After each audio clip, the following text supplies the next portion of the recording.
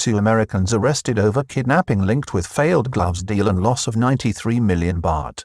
Details of the kidnapping of a Taiwanese man and extortion attempt on the 28th of March were given by the police on Saturday at a press conference. The plot, according to senior officers, was orchestrated in association with an Israeli private investigator to whom 52-year-old American Mr Louis Ziskin had gone for help to retrieve his money after he claimed he had been ripped off. Both Americans are reported to be ex-U.S. Marine Corps members. 2 Americans were arrested by Thai police this week in connection with a kidnapping and extortion attempt on a Taiwanese national in Bangkok on the 28th of March last. The 2 were detained after arrest warrants were issued by the criminal court in Bangkok against 8 people involved in the plot, which has been linked by a senior police officer to the loss of 93 million baht by one of the men arrested in a deal linked with rubber gloves. One of the 2 Americans arrested by the Royal Thai Police this week after a Central Investigation Bureau probe into a kidnapping and extortion attempt on Sunday, the 28th of March last in the Sukhumvit area of Bangkok linked with a 93 million baht financial dispute. 2 Americans and a Thai man have been arrested by Thai police following an investigation into the abduction of a Taiwanese businessman in central Bangkok, which occurred at the end of March and after 8 arrest warrants were handed down by a court.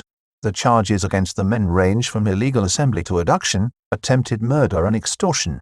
The 2 Americans arrested were identified by police as 41-year-old Jeremy Hughes Manchester and 52-year-old Louis William Ziskin. The Thai man was named as Mr Ekbradin Prasignarit. The men are also charged with being part of a conspiracy and secret group working in concert to commit an illegal act. Central Investigation Bureau press conference on Saturday night hosted by Police Lieutenant General Jirafop Furidech laid out the outline of the case. They appeared at a Saturday night press conference hosted by Deputy Commissioner of the Central Investigation Bureau, Police Lieutenant General Jirafop Furidech, who was also attended by Police Major General Suat Singnam.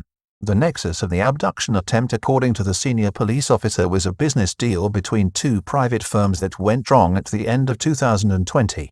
Police Lieutenant General Jirafop explained that a firm calling itself the collections agency run by a lady named Ms. Emily was appointed by one of the Americans, Mr. Ziskin, to negotiate and procure rubber gloves from a firm known as Paddy the Rum Trading Company Limited.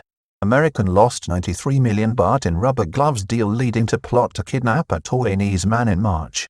The policeman explained that the U.S. man, Mr. Ziskin, was left out of pocket to the tune of 93 million baht when the proposed deal turned sour. He then approached a private investigation firm run by an Israeli national named Mr. Michael Greenberg. Mr. Greenberg's firm had been established in Thailand in 2020. At length, this led to the kidnapping and failed extortion attempt on Sunday, the 28th of March last, when Taiwanese businessman, Mr. Wen Yu Chung, was the target of a team of men assembled on the instructions of Mr. Ziskin and with the assistance of Mr. Greenberg. Mr. Chung was an associate of the collections agency. A meeting was set up with Mr. Chung at El Oliver, a restaurant on Sukhumvit Soil 36 on that day, ostensibly with another customer seeking to buy another quantity of rubber gloves from Paddy the Rum Trading Company Limited. Israel private eye involved in the abduction and extortion attempt for the American businessman. At the meeting, Mr. Chung was forcibly abducted by Mr. Greenberg and a team of accomplices who placed him in handcuffs and removed him from the restaurant.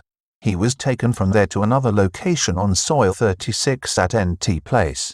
A room at the building had been hired by the gang at a daily rate. There he is confronted by members of the gang who threatened the Taiwanese man and physically assaulted him, leading to injury. This led him to believe that he would be murdered. It has also been revealed that both Americans were former members of the American Marine Corps who had fought in the Gulf War and were highly trained fighters. Mr. Chung's captors used his phone to call his boss, Ms. Emily, who was told that if $2 million was not paid over to the gang, her representative would be killed. A similar demand for $1 million was made to the man's family. Taiwanese man's family and employer contacted police and embassy to report the incident. Following the calls to both Ms. Emily and the victim's family, they made contact with the Royal Thai Police to report the kidnapping and ransom demand. It is also reported that the Taiwanese embassy on Sathorn Road was involved. After his encounter, a shaken Mr. Chung was taken by the gang to another restaurant on Sukhumvit Soi 24 known as Namus, where he had a meeting with Mr. Ziskin. The victim was asked to sign a document which he refused to do. He also claimed his captors suggested that they had influence with local police, which did not impress Mr. Chung. At the conclusion of Saturday's press conference, there was some controversy when it was suggested that the plot to kidnap the Taiwanese man involved a former police officer with a former force member, warning that the case was a sensitive one with international dimensions. Victim sought medical care after his release. The hostage was finally released and went directly to a hospital seeking treatment for the injuries inflicted on him during the ordeal. He then went to Thong Lo police station to report what had happened. This resulted in a thorough police investigation which led, this week, to arrest warrants being issued for the gang and the apprehension of the 3 suspects who appeared at Saturday's press conference. The 2 Americans and the Thai man are being detained at Thong Lo police station and face legal prosecution before the courts, while police are also seeking others involved in the kidnapping and extortion attempt. It is reported that all 3 men deny the substance of the charges against them.